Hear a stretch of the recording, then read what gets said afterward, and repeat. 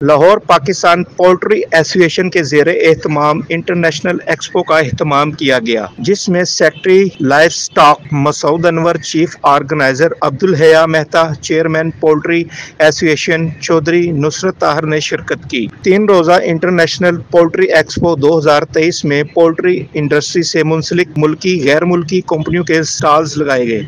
CEO Faisal Saleha Faisal, sales manager Tariq Lodhi, CEO Mohammad Usman, Khalid Hasan Khan, director general research doctor Sajjad Hussain Sangi, CEO Qasim Shahid Dar, deputy general manager doctor Amir Naveed, Sadaat international doctor Ghulam Mehboob Irfan, cherry group of companies Qasim Shahid Dar ने शिरकत की। Punjab media से कहा कि foreigner आए हैं, बहुत सी कंपनीज फॉरेनर कंपनीज ने स्टॉल लगाए हैं, बहुत से ऐसे लोग हैं जिन्होंने कि यहाँ पे हमें विज़िट भी किया है।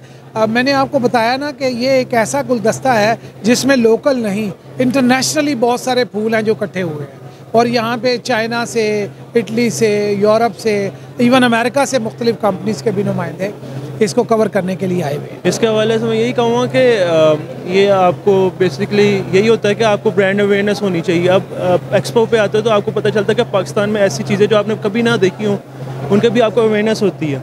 तो एक्सपो बेसिकली लगाई इसी वजह से जाती है कि आपको अवेयरनेस हो कि पाकिस्तान में जो जो चीज़ें अवेलेबल हैं, कि जो जो चीज़ें अभी इंट्रोड्यूस हो रही हैं और आगे फ्यूचर पाकिस्तान का क्या एग्रीमेंट। जी, अब स्टूडेंट्स का भी है कि अब जैसे मैं एक खुद इंजीनियरिंग स्टूडेंट हूँ, अब मुझे पता है कि मैंने फ्यूचर में अगर मैं इन्वायरमेंट का हूँ, मुझे पता है मैंने इसी फील्ड में आना है। तो अब एक्सपो में ये है कि बिज़नेस के हिसाब से भी उनको भी पता है कि उनके आगे जॉब अपॉर्चुनिटीज़ क्या हैं। उनको पता है कि उन्होंने अब उनको फोकस हो जाएगा कि अब हमने इन फील्ड में जाना है, तो इस फील्ड से रिलेटेड हमारी ये कंपनीज है जो इसमें हम मतलब जॉब कर सकते हैं। मैं यही कहूँगा कि आप ज़रूर आएँ इधर और ज़रूर आके यहाँ देखेंगे आपको क्या क्या जॉब अपॉर्चुनिटीज़ मिल सकती हैं, और आगे फ्यूचर में आपको किस चीज़ के अंदर मतलब मास्टर, अगर सपोज बीएससी आपने मास्टर्स करना है तो किस चीज़ के अंदर मास्टर्स करना है ताकि आपको मुल्क को फ़ायदा पहुँचा सकें और आप डेवलपमेंट कर सकते हैं इसमें। ये जी हर साल लगती है, एक्सपो लगती है, और हमारा जो स्टॉल है चेरी फार्मास्यूटिकल, ये पिछले 31 साल से बिज़नेस कर रही है पाकिस्तान में, और हम लोग फ्रांस से मंगवाते हैं मेडिसिन और पूरे पाकिस्तान में बेचते हैं।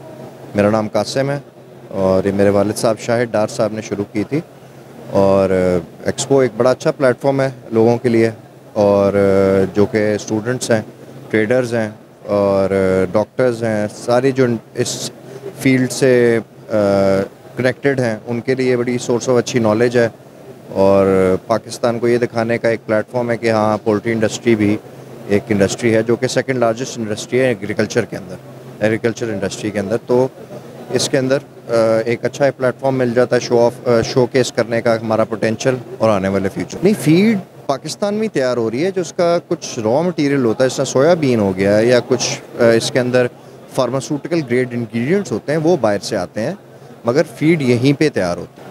फीड का कुछ हिस्सा बाहर से आता है, लेकिन कॉर्न जो है, कॉर्न बेस्ड होती है ना हमारी फीड, तो कॉर्न तो हम यहीं पे उगाते हैं, और हाँ, सोया हम बाहर से मंगवाते हैं, और जो माइक्रो न्यूट्रिएंट्स हैं वो हम बाहर से मंगवाते हैं, लेकिन जो बल्क है वो तो यहाँ पे आता है हमारा।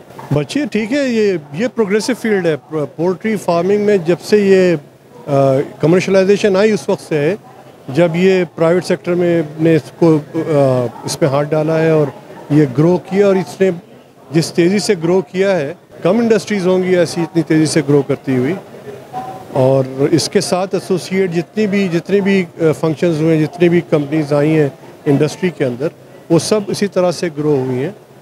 तो ग्रोइंग इंडस्ट्री के अंदर तो लोगों को आना चाहिए, अपना हिस्सा डालना चाहिए इसके अंदर।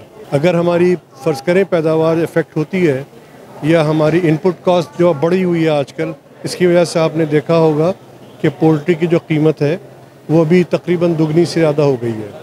तो उसकी वजह यही है कि इसकी जो कीमत है ना, जो हम फीड की कीमत है वो बढ़ गई है। फीड जो है 70% जो आपकी पोल्ट्री की कीमत आती है, कॉस्ट लागत आती है उसके ऊपर, उसका 70% होती है फीड। अब फीड की कीमत जब भी बढ़ेगी तो उसका इम्पैक्ट ज़ाहिर है पोल्ट्री की पूरी प्रोडक्शन के ऊपर आता है।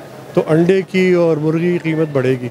कंजम्पशन है या औसत पैदावार है उसके अंदर बेहतरी आएगी। और यही इस पूरी जो आज की जो आईपेक्स का जो मेन मकसद है वो यही है कि हम अपनी यूथ को आगाही दें, पब्लिक को अवेयरनेस दें। कैमरामैन आतफ हारून के साथ रिपोर्टर मलक कलीम, लाहौर।